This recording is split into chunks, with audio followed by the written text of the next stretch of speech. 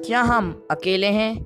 क्या हमारी तरह ही कोई एडवांस सिविलाइजेशन मौजूद है? अगर हाँ, तो क्यों बार बार एलियंस धरती पर आते हैं, इन्वेस्टिगेशन करते हैं और फिर से वापस चले जाते हैं? क्या हम कभी उनसे मिल पाएंगे? क्या वो हमारी तरह फ्रेंडली होंगे? तो चलिए जानते हैं इसके बारे में मेरे वीडियो में, जिसका नाम है द फर्मी पैराडॉक्स। तो लेट्स बिगिन इट ऑन।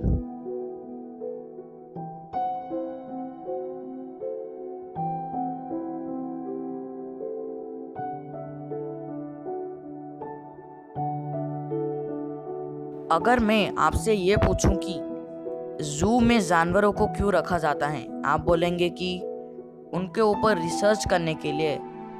तो ये सही है, हम उन पे ऊपर रिसर्च करते हैं।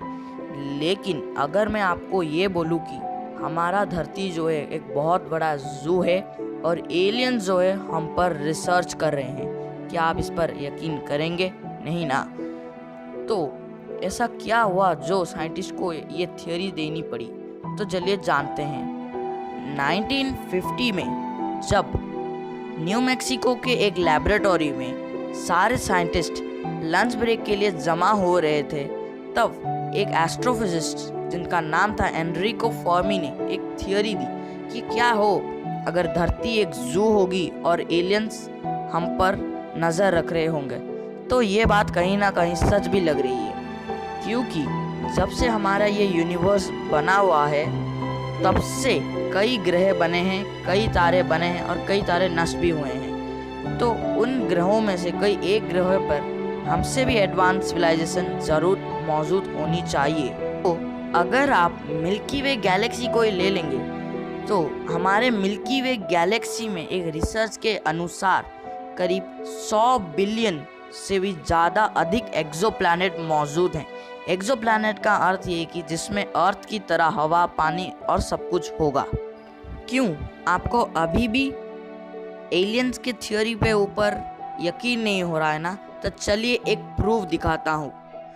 तो नासा ने एक सेटी मिशन शुरू किया था, जिसमें सेटी का अर्थ है search for extra terrestrial intelligence, जिसमें नासा के कुछ सबसे बड़े रेडियो टेलीस्कोप्स को आकाश गंगाएं यानी कि गैलेक्सीज के तरफ मुंह करके रखा गया।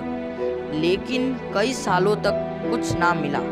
लेकिन एक सुबह 15 अगस्त 1977 को कंप्यूटर से बीप की आवाज़ आने लगी। जब साइंटिस्ट ने उस न्यूमेरिकल सिग्नल को कन्वर्ट किया तो निकला वाव सिग्नल, जिसका नाम दिया गया ओहायो स्टेट वाव सिग्नल। तो माना जाता है कि एरिया 51 में जो एलियन रखा गया है और यूएफओस के भी कई संकेत मिले हैं एरिया 51 से। तो आपके मन में एक सवाल आया होगा, अगर एलियंस सच में हैं तो हम उन्हें क्यों नहीं ढूंढ पाए हैं?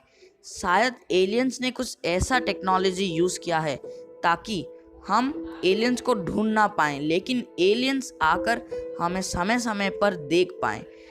तो ये सच भी हो सकता है और झूठ भी हो सकता है। लेकिन अब आप पूछेंगे कि एलियन हमसे नहीं क्यों नहीं मिल रहे हैं? तो शायद एलियन चाहते हैं कि वो नहीं, हम उनसे पहले मिले। तो जो भी हो, पहले हमें ही मिलना है। तो अगर हम बात करें हमारी, तो इंसानों के द्वारा भेजे गए सबसे दूर के ऑब्जेक्ट्स में से सबसे नंबर 1 पे है, उसका नाम है दी वॉयेजर 1 सैटेलाइट, यानी कि वो एक प्रोब है। इसकी दूरता करीब 18.7 बिलियन किलोमीटर दूर है। लेकिन कुछ लोग इस थियोरी पर यकीन भी नहीं कर रहे हैं, क्योंकि हमारे धरती को ही ले लीजिए, हमारे इंडिया को भी ले लीजिए। जब हमारे इंडिया में किसी जीव को कैद में रखा जाता है तो कई लोग इसका विरोध करते हैं, कई लोग इसका समर्थन भी करते हैं। लेकिन जो भी विरोध होता है वही सेम एलियंस के साथ भी होगा, और हर सरकार के पास ऑपोजिट पार्टी तो होती ही होगी ना। तो वैसे ही एलियंस के पास भी शायद होगी। और क्या आपको लगता है कि एलियंस के पास इतनी यूनिटी होगी जो करोड़ों साल से ये सब चल रहा है अच्छी तरह से?